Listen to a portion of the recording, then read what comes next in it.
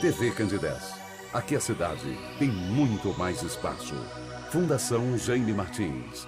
Promovendo cidadania.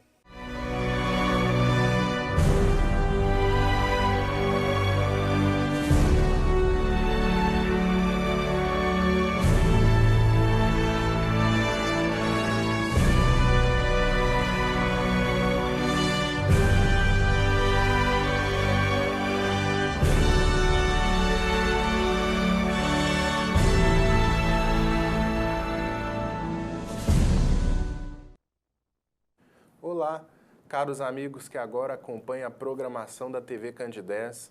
Estamos iniciando mais um programa Espírita Nova Era, uma realização da AME, Aliança Municipal Espírita de Divinópolis. E como já é de conhecimento de todos vocês, o nosso encontro objetiva a reflexão acerca da doutrina espírita, dos seus postulados, da sua proposta educativa para as nossas vidas, fazendo desse nosso encontro uma verdadeira sala de aula. E no programa de hoje, nós vamos refletir sobre uma temática muito importante, contida no capítulo 6 do Evangelho segundo o Espiritismo, intitulado O Cristo Consolador. E para estar conversando com a gente sobre isso, nós convidamos ele, que já é conhecido de todos vocês, o nosso amigo Vicente Cardoso. Seja bem-vindo, Vicente. Obrigado, nosso programa mais uma vez. Inicialmente, quando nós falamos de Cristo Consolador, logo a palavra sofrimento entra em pauta. O próprio Jesus, em uma das suas passagens, nos fala que os sãos não precisam de médico, e sim os enfermos. E é isso mesmo, Vicente. Jesus ele veio trazer as suas palavras para aqueles que sofrem. O Evangelho de Mateus, no capítulo 8, versículo 17, ele faz o breve comentário dizendo o seguinte, que Jesus tomou as nossas enfermidades sobre ele e levou as nossas doenças. Com isso, ele quer dizer o seguinte, que Jesus, percebendo que a humanidade estava num momento vivendo uma completa miséria, miséria interior, miséria espiritual e, além de tudo, também a miséria material, percebendo que a humanidade estava vivendo as dores, os sofrimentos, os quais ela mesma elege para si mesmo, ele veio em pessoa. Por que ele veio em pessoa? Porque Jesus, ele é apaixonado com todos nós, com toda a humanidade. Ele ama, ele tem uma paixão exacerbada por todos nós. Então, ele fez questão de vir pessoalmente trazer para nós o lenitivo, trazer para nós o bálsamo capaz de poder a humanidade. Com isso, quando ele tomou sobre si as nossas enfermidades, enfermidades é subjetivo, quer dizer, é da mente, é nosso. Com isso, as enfermidades nos levam às doenças. E quando ele daqui partiu, deixa no seu legado, ele tinha certeza de que se a humanidade vivenciasse os seus preceitos, a Boa Nova, o Evangelho, certamente as nossas doenças estariam erradicadas. Com isso, ele veio então na condição de um consolador, de um libertador de almas, mas também de uma criatura que ama até hoje toda a humanidade. Quando lá no Evangelho do segundo o Espiritismo, nesse mesmo capítulo 6, onde retrata, vinde a mim todos vós que sofreis, estáis sobrecarregados, e eu, quer dizer, o Cristo, vos aliviarei. Tomai sobre vós e aprendei de mim que sou brando e humilde de coração, e aí encontrareis repouso para as vossas almas. E quis colocar que o seu jugo, ele é, digamos assim, ele é suave e que o fardo era leve. Ele estava simplesmente trabalhando na ideia de que o jugo é justamente a observação da lei divina. É a obediência, é o consentimento da razão com relação às leis divinas.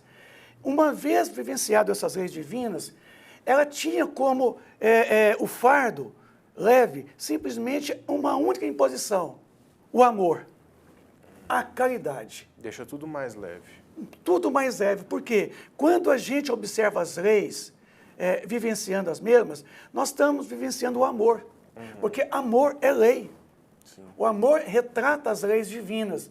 Com isso, Jesus vem até nós nos trazendo esses preceitos. Vinde a mim, quer dizer, ele nos concitou uma caminhada.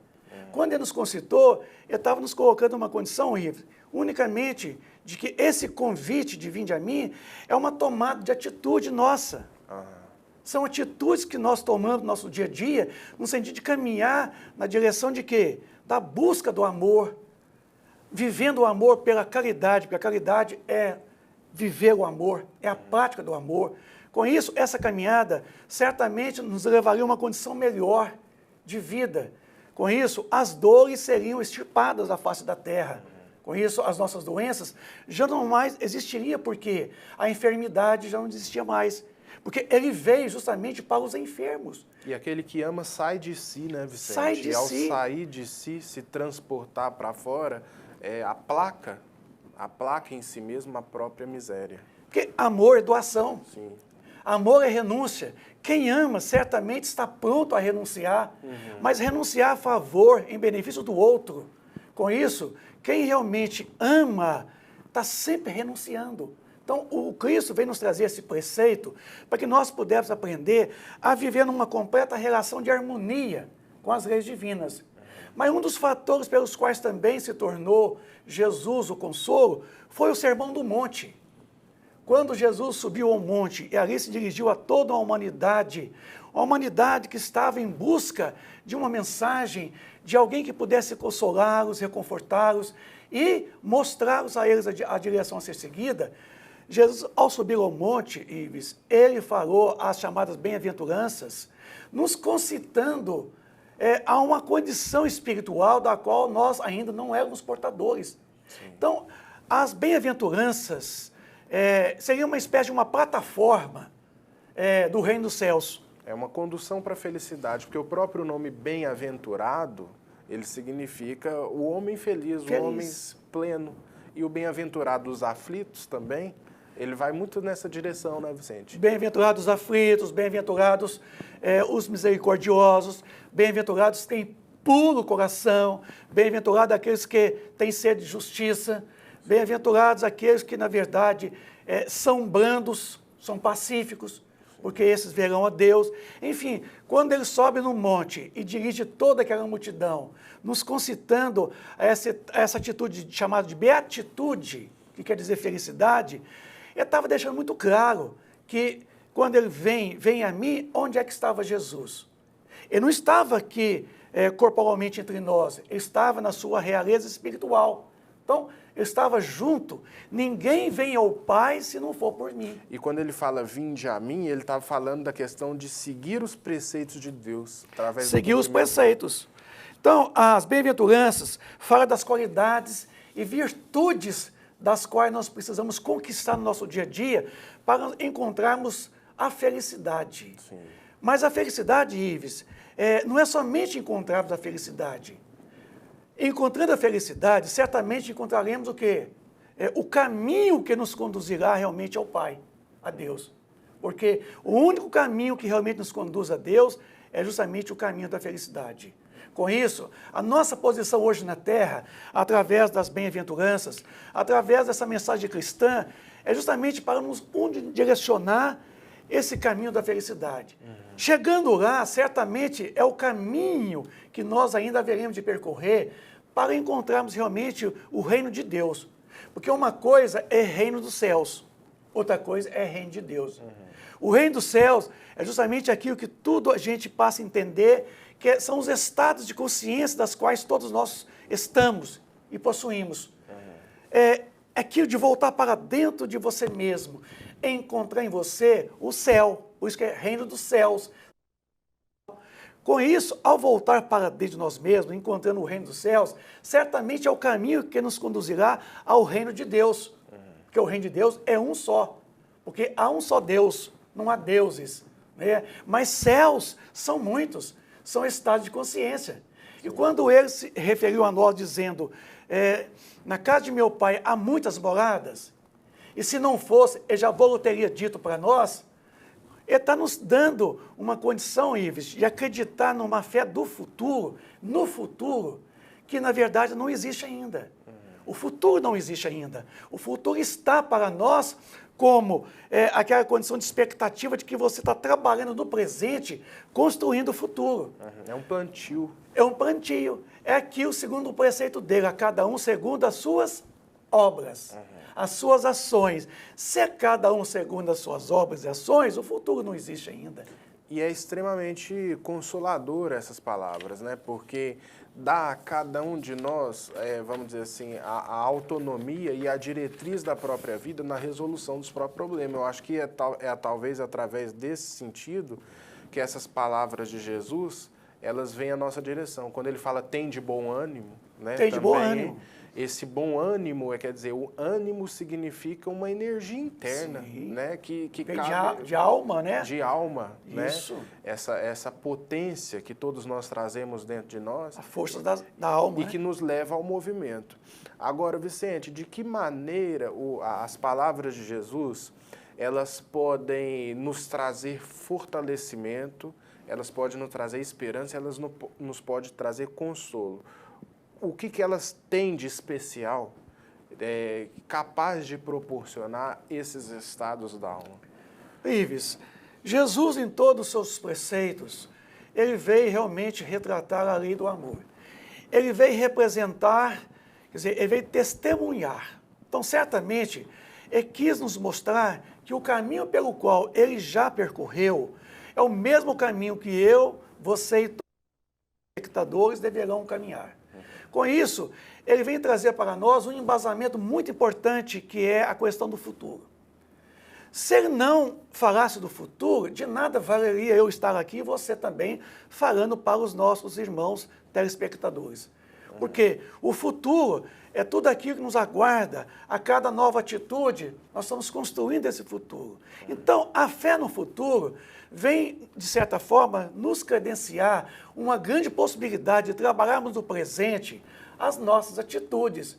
Porque ele mesmo foi muito claro para nós, dizendo, não vos preocupeis com o dia de amanhã, basta hoje o seu mal. Quer dizer, ele quer dizer o seguinte, que tudo que nós podemos fazer só pode acontecer no presente.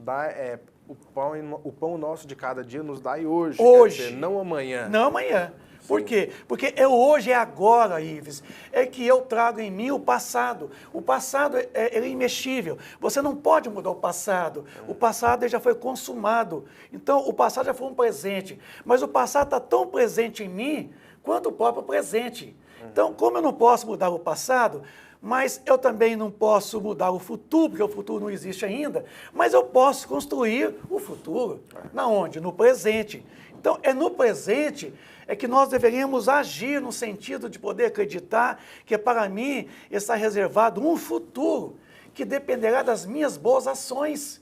Então, o preceito, a fé no futuro, vem também nos realçar a ideia de que não adianta falar do futuro se você não explica a causa dos sofrimentos, a causa das dores. É preciso realçar qual que é o motivo pelo qual nos levou às dores, o sofrimento. Porque eu sempre costumo falar o seguinte, a dor é contingência do processo existencial. Está na lei, está no orbe, porque os animais também sofrem. E, no entanto, os animais não têm o senso moral ainda, a tal ponto. Não têm o livre-arbítrio. Mas nós temos o livre-arbítrio, o senso moral. Então, com relação a nós, é importante saber que o sofrimento nosso é escolha. Sofrimento é opção. Na verdade, é eu que estou optando por caminhar pela senda de não viver em harmonia com as leis divinas. Então, o sofrimento não é uma atitude de Deus. É um indicador. É um indicador pelo qual eu não precisaria sofrer para evoluir, porque ninguém evolui na dor, ninguém evolui no amor. Desculpa, não evolui na dor, no sofrimento. A gente só evolui no amor. A única coisa capaz de promover nós em nossa evolução é o amor. Se não foi pelo amor, não evolui. Talvez o sofrimento seja aquele sinal de alerta que alguma coisa vai mal. Às vezes, eu costumo dar um exemplo que quando o boi está se desviando da boiada que o vaqueiro está conduzindo para o curral, ele vai com o cavalo e dá aquele espetão. O aguilhão. Esse aguilhão é justamente Deus nos conduzindo de volta ao caminho, talvez. Não precisava. É aquele sinal de alerta, né, Vicente? Porque Deus nos criou felizes. Sim. Deus nos criou perfectíveis, né? E deu a cada um a liberdade, a escolha de poder, durante aquele momento de você fazer uma escolha, liberdade de poder escolher. É tanto que Ele nos deu, em contrapartida ao livre-arbítrio, o senso moral, que é justamente o juízo de valor. Então, no momento de fazer escolha, nós sempre escolhemos a porta larga, que é justamente a porta da perdição. A gente não escolhe a porta estreita, que é a porta da redenção, a porta da resignação, é a porta de você poder trabalhar para si mesmo, em renunciando a certas coisas que devem ser renunciadas. E toda escolha traz consequência, né, Vicente? Traz consequências. Então... E são sempre danosas, Sim. porque nós nunca escolhemos o melhor para nós. Né? Estamos vivendo um momento em que nós, assim, não podemos fazer nada pelo outro, exceto poder orientar, poder emprestar para ele um ombro. Mas as atitudes, Ives, somente nós podemos mudar as nossas atitudes. É uma situação chamada sine qua non, uma situação que eu não posso fazer nada por você, o que diz respeito às suas próprias ações, como você também não pode fazer para mim e nem para os nossos telespectadores. A cada um, diz o preceito, não é a cada um, não é a cada todo mundo. Né? Então, com isso, passa a perceber que quando Ele nos concitou, vinde a mim todos vós que sofreis e estáis cansados, ô Ives, nós estamos cansados de errar. Nós estamos já fartos e fartos de tanto cometer tantos crimes, tantas atitudes que vêm de contra nós mesmos, porque existe uma lei de causa e efeito. Né? Toda a minha atitude me leva realmente a consequências, que é chamado o efeito. Então, pelos efeitos, nós remontamos a causa. Então, fica simples você observar que Jesus, trazendo os seus preceitos, está imbuído em todos os preceitos doutrinários a maneira pelo qual eu e você e todos nós vamos descobrir como agir no presente. Como nós vamos agir no presente. Então, para isso que todo o seu legado nos traz realmente essa consolação, né? Falar do futuro, falar de que o nosso sofrimento, eles serão abrandados na medida em que nós caminharmos em termos de atitude, em poder mudar tudo em derredor de nós, renovando-se constantemente, como diz Paulo de Tarso aos Coríntios, renova-te sempre, ainda que o homem exterior se corrompa, acima de tudo o homem interior se transforme dia a dia, hora a hora. Dia a dia. É isso que precisamos. Sim, e quando o Evangelho de João nos traz que o Espiritismo ele seria o Consolador prometido por Jesus, na atualidade, esse Consolador, a nos dar essa diretriz, a nos fomentar essa autonomia e essa maturidade espiritual, porque eu acho que a missão de Jesus, eu acho, não tenho certeza, foi justamente nos extrair de um estado de infância espiritual, porque o adulto ele sabe se conduzir melhor. Sim. Então, nos extraindo dessa infância espiritual, a doutrina espírita como sendo o consolador prometido por Jesus, Sim. que elementos que nós poderíamos extrair como indicadores que ela realmente seja o consolador prometido? Primeiro é o seguinte, o Evangelho de João, capítulo 14, ele retrata o seguinte: se me amais, guardais meus mandamentos, e eu rogarei ao meu Pai, um outro Consolador, a fim de estar conosco, né, eternamente. O quê? O Espírito de verdade, que o mundo naquela época não poderia receber, porque não o via e não o conhecia. Mas ele assegurou, vós conhecereis, porque estará convosco e permanecerá convosco eternamente. Esse Santo Espírito que ele chamou do Espírito de verdade. Então, quando ele faz essa promessa, ele está anunciando o segundo advento do Cristo. Ele está rogando a Deus e que Deus enviaria um outro. Então, quer dizer o seguinte, que Jesus também é um consolador. Mas o que viria não seria ele pessoalmente. Porque se fosse, ele tivesse que voltar, ele não diria que rogaria o Pai e o Pai enviaria outro. Ele diria, eu voltarei para vós. Mas ele não falou que voltará para nós. O outro já indica algo fora dele. E esse que ele está prometendo, o Ives, não é uma entidade, uma individualidade. Ele estava prometendo para a posteridade a vinda de uma doutrina. Porque você coloca que ele permaneceria conosco eternamente e estaria em nós, não poderia ser uma pessoa, uma individualidade. Porque o indivíduo não pode estar com você, comigo, com todo mundo ao mesmo tempo. E nem permanecer em nós, estar em nós e nem permanecer eternamente. Somente uma doutrina é um conjunto de princípios que viria trazer realmente um entendimento da lei divina, ela poderia ser assimilada por você, por mim, por todos nós, estar com todos nós ao mesmo instante, em toda parte. Então, ele está nos prometendo realmente essa grande possibilidade de vir no futuro, quanto veio no século XIX, a doutrina espírita como sendo a terceira das grandes revelações prometidas por Deus. E a doutrina espírita, ela vem no século XIX trazendo a revivescência de todo o ensino do Cristo. Ela vem relembrar tudo que nos ensinou, ela vem complementar tudo que outrora Jesus nos ensinou. Sem os escolhos. Sem os escolhos. E sem o quê? Sem também as más interpretações, porque a doutrina espírita, ela elucida, ela interpreta as parábolas. Ela decodifica aquilo que as parábolas foram codificadas em cima de preceitos. Então, quando ele nos coloca que um dado momento o Espírito de verdade viria, ele está prometendo justamente esse produto dado de ensinamentos vindo dos Espíritos. Porque o Espiritismo, Ives, ele é de todos os tempos da humanidade. É tudo aquilo que é oriundo dos Espíritos. Mas precisava um dado momento em que tudo que viera deles tivesse uma interpretação racional. Uma organização. Uma organização. Então, a doutrina espírita, ela veio justamente reunir num corpo doutrinário, né, baseado em comprovações científicas. Uma síntese. Uma síntese, um conjunto de princípios que pudessem estar interligados entre si e que pudesse tanto responder às nossas indagações, quanto às indagações que a filosofia nos levou a raciocinar.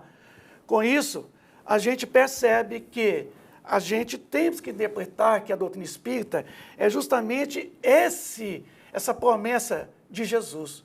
É esse consolador que viria tanto somente consolar, mas esclarecer, nos proporcionar a nossa educação, a nossa evolução espiritual. E uma coisa também comprobatória de que se trata realmente desse Consolador prometido é justamente a questão dos frutos. Jesus mesmo ele nos diz, né, observar a qualidade das árvores pelos Sim. frutos. E os frutos da doutrina, o que a doutrina espírita tem espargido pelo mundo, tem sido frutos extraordinários. Extraordinário, porque a doutrina espírita ela chegou até nós, primeiro pela prática, que eram os fenômenos, Sim. para nos sacudir, nos despertar para o que estava vindo a posteriori, que era essa doutrina, esse conjunto de princípios científicos, filosóficos, de consequências morais, para que nós pudéssemos ter uma interpretação de tudo que os antigos profetas disseram, tudo que Jesus nos falou naquele tempo, porque nós não tínhamos olhos para ver naquele tempo, não tínhamos ouvido para ouvir. Então ele disse que nós tivéssemos olhos para ver, ouvidos para ouvir, porque ele estava dizendo naquele momento ali, por forma de parábolas, que haveria de permanecer eternamente conosco em todos os tempos, mas que seria nós que viríamos fazer realmente essa interpretação dessas parábolas. Então, a doutrina espírita, ela retrata, e hoje em tempo moderno, justamente esse espírito de verdade, de que não é uma pessoa, como eu já comentei, mas esse conjunto de preceitos da própria verdade em si, vindo em espírito e verdade. A principal característica da doutrina espírita é a verdade. Então, com isso, fica explícito para todos nós que Jesus nos prometeu o segundo advento, e ele já veio, ele está em nós e permanecerá conosco eternamente. Sim, e deixando para nós aí essa mensagem de renovação a cada dia, fazendo com que nós possamos, daqui por diante, não nos escorar como antes nós nos escorávamos em pastores, em líderes religiosos, mas escorar na própria consciência. Na própria consciência. E é essa que é o objetivo. Na onde está escrito as leis divinas, leis divinas, a própria consciência. as leis divinas. Então, para isso, tudo veio para nos despertar a nossa própria consciência, porque ali está escrito todas as leis divinas. E é para lá que a doutrina espírita nos conduz o tempo todo. Assim, a gente acredita que a doutrina espírita é realmente essa promessa e Jesus cumpriu com as suas palavras.